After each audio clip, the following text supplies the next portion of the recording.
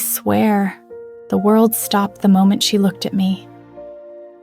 My name is Julia, I'm 30, and I used to think love stories belonged to other people.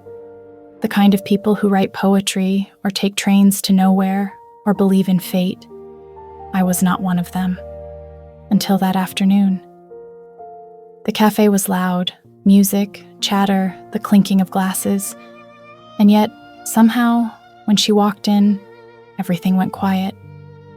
Her name was Aria. She had dark curls still wet from the rain and eyes that felt like they'd been waiting for me. She asked if she could sit by the window, my window, the one I'd been guarding for months like it belonged to me. I nodded. She smiled, and that's when the world tilted just a little. She ordered black coffee, no sugar. Her fingers tapped on the cup in rhythm with the rain, and I couldn't stop looking, not because she was beautiful, but because she looked alive in a way I'd forgotten people could be. When she caught me staring, she didn't look away. Instead, she said, "You should stop pretending you're reading that book. You've been on the same page for 10 minutes. I froze, then laughed, the kind of laugh that comes out before you decide to. Her grin widened, and in that instant, something inside me, something quiet and tired, woke up. We started talking, not about anything important, just things that made us forget where we were, travel, music, the way people hide in plain sight. Outside, the rain began to fade into sunlight. Inside, it felt like the day was just beginning. When she stood to leave, she hesitated. "You'll be here tomorrow?"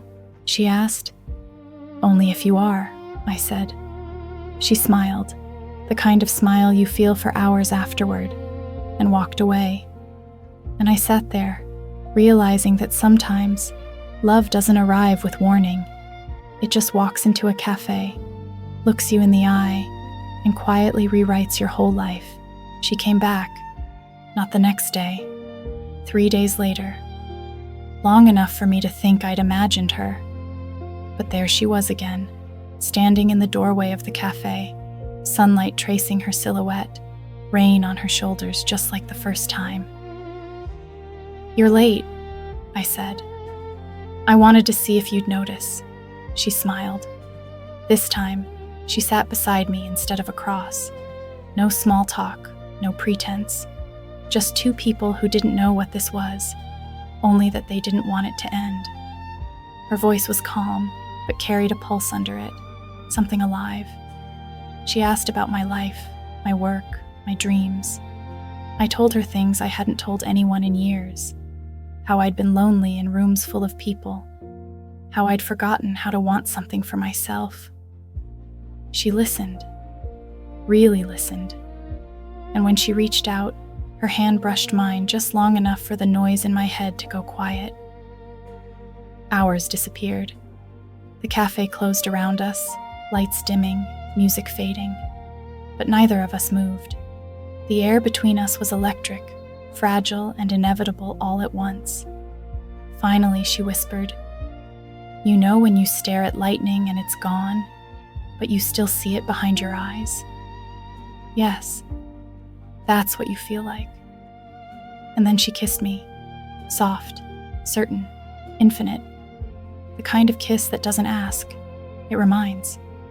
For a moment, there was no past, no future, just her hands in my hair, her breath against my lips, and that impossible stillness that comes when your world finally makes sense.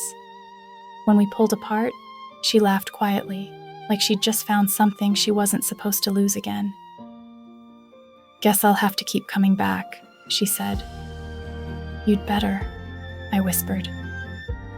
The cafe lights flickered, rain began again, and we sat there, two strangers who weren't strangers anymore. That night, I walked home in the rain and realized something I hadn't felt in years: hope.